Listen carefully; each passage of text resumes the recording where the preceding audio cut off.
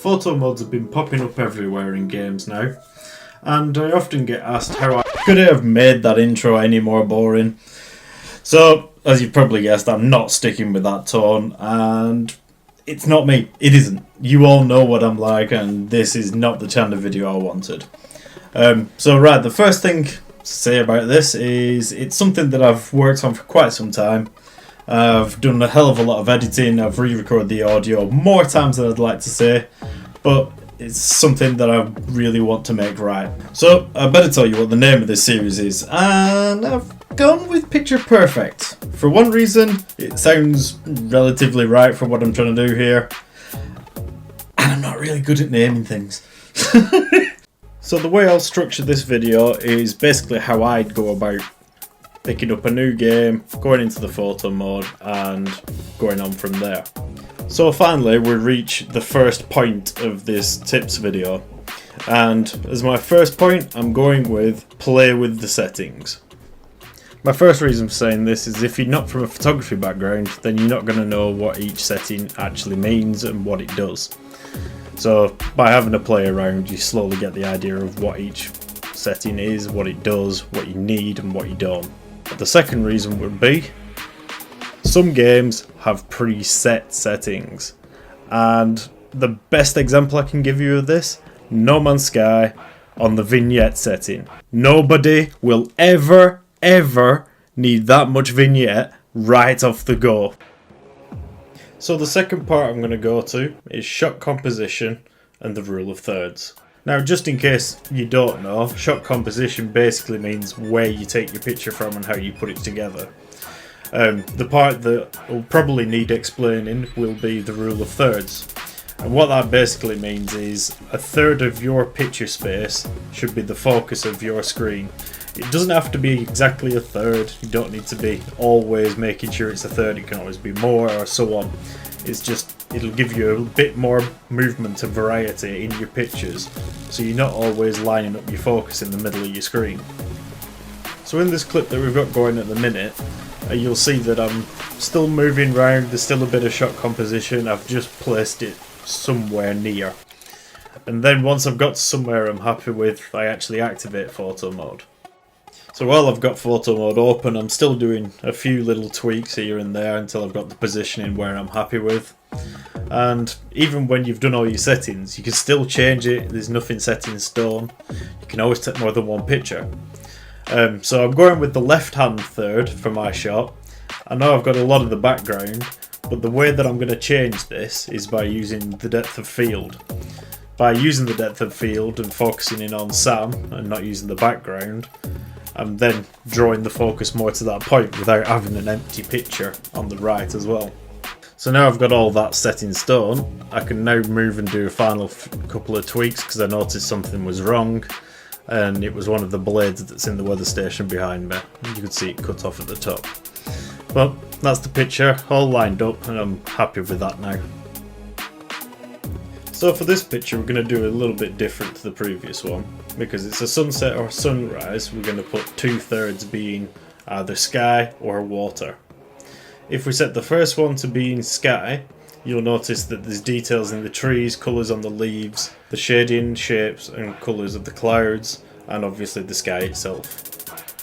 Now when we swap it so it's 2/3 water, we lose the clouds, we lose some of the focus on the sky, and we lose a lot of focus on the trees. But what we gain in return is the details of the water with each ripple, the colours that spread around them, and also if we move the camera around a bit, you get reflections off the jetty and such. So for this next section, I'm going to go for take your time. By that I mean, don't rush around with the settings trying to hit out loads of pictures really quickly. Swap it out for getting one picture that's brilliant, or at least brilliant in your own eyes. So the perfect example of taking your time with a picture is this little clip I've got running now. And from this you'll see lots of different stuff happening. So it'll basically, we'll start at what I thought I was going to take a picture of, then move the camera around to the other side, and just keep exploring until you find that perfect spot. And once you find that perfect spot, that's where you should go through all the previous points. So you would go through, is the focus level right? Does it need changing? Does something in the background stand out more than what you're focusing on? Do you want to roll the picture? Do you want to alter the light levels? Do you want to put a filter on it? And once you've got all those things happy for you, that's when you finally take the shot. So I'll let this clip run out and then I'll be back with you when we've got the shot.